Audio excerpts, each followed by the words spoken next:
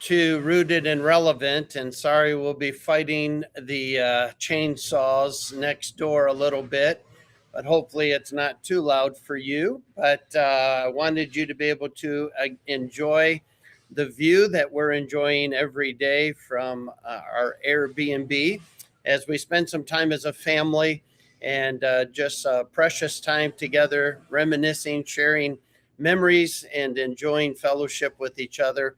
What a wonderful thing the Lord has allowed for us this week. But I wanted to take some time and go back to John chapter 18, looking at verses 12 to 14.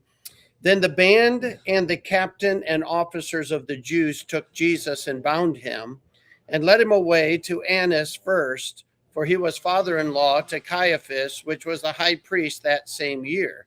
Now Caiaphas was he which gave counsel to the Jews that it was expedient that one man should die for the people. And remember, we've already talked about this when Caiaphas first made this statement. As much as we understand that Jesus did die for the sins of the whole world, that Jesus took our place and he did die in the place of us or people. That is not what Caiaphas is talking about. Caiaphas is saying, listen, I think we can accomplish more by killing one person than if we kill a lot of people. We obviously have a problem with the multitude of these people following Jesus, and we're losing our power, we're losing our influence, we're losing our clout because of this one man. And so it is better for him to die than it is for us to have to deal with all of these people. But Caiaphas was very self-centered in his agenda. And I have entitled this one, There Will Always Be People Who Oppose the Design of God. They will always want their own way. They will always think their way is better than what God has chosen. We see that in our culture. We see that in people who do not want to honor marriage. We see that in people who want same-sex marriage, people who want to self-identify, people who want to do something absolutely opposing the design of God. We find that people want to believe evolution as opposed to intelligent design. We are living in a culture where people want a different path than what God has decided.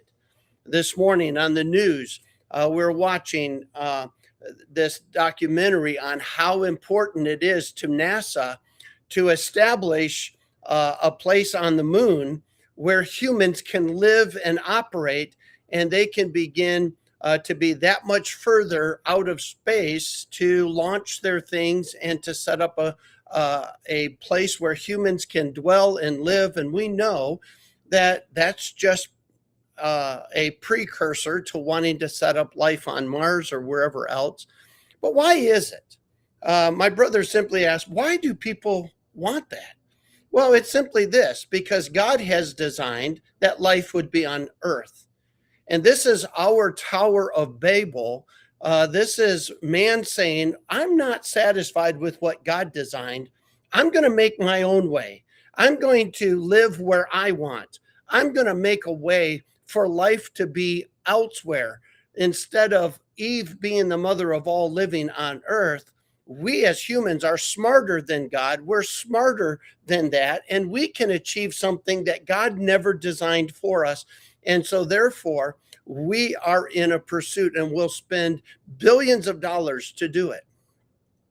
Well, I'm not against exploring space. I'm not opposed to learning the heavens, and they do declare the glory of God, the power of God, the magnificence of God. There's lots to learn, but I am against man playing God.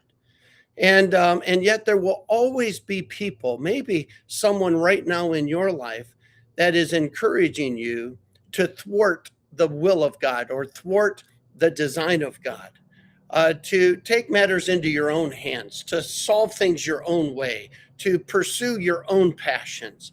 Can I just remind us that as much as we understand that God allowed human beings to take and bind him and send him to a cross.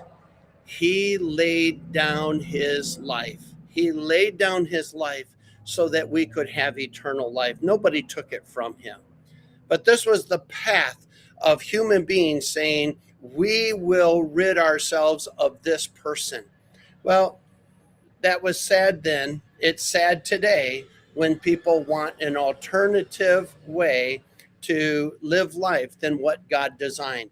Maybe today you and I just need to take a moment and thank God for the brilliance of every one of his designs, and that by grace he has entrusted to us the opportunity and the responsibility to live within that design, to function inside of that design, so that the conclusion of those that view our life is the brilliance and the power and the majesty of our God. I hope that encourages you. We serve a great God. He's got wonderful designs. Let's just be faithful within them. God bless you. I look forward to seeing you again tomorrow.